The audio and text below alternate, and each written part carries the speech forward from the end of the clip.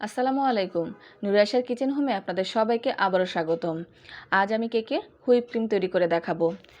আমি কেকের ক্রিম তৈরি করার জন্য এখানে মাস্টার ব্র্যান্ডের হুইপিং ক্রিম নিয়েছি। প্যাকেটের মধ্যে দুটো প্যাকেট থাকে, আমি দুইটা প্যাকেটই ক্রিম তৈরি করব।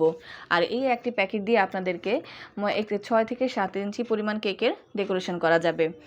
ক্রিম তৈরি করার জন্য একটি বাটি অবশ্যই ফ্রিজে 2 ঘন্টা পর্যন্ত ঠান্ডা করে নিতে হবে, কারণ ঠান্ডা না হলে কেকের ক্রিম ভালো তৈরি হবে না।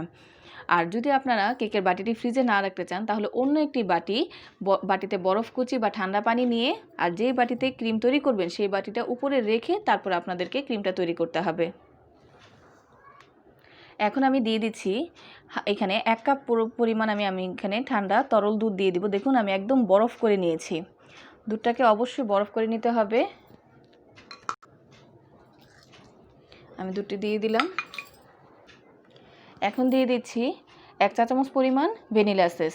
যদি আপনারা একটি প্যাকেটে ক্রিম তৈরি করেন তখন হাফ চামচ দিবেন, আর আমি এখানে দুটো যখন প্যাকেট ব্যবহার করছি তার মানে আমি এখানে 1 চা চামচ পরিমাণ ভ্যানিলা এসেন্স ব্যবহার করেছি।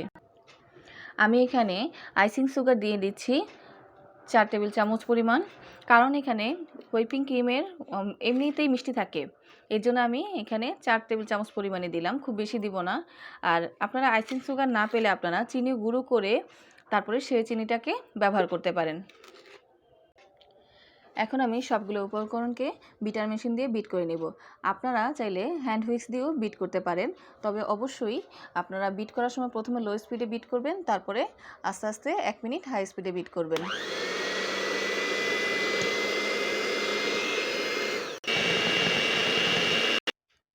যখন এরকম ফোম চলে আসবে তখন আমরা হাই স্পিডে আরও 2 মিনিট বিট করব।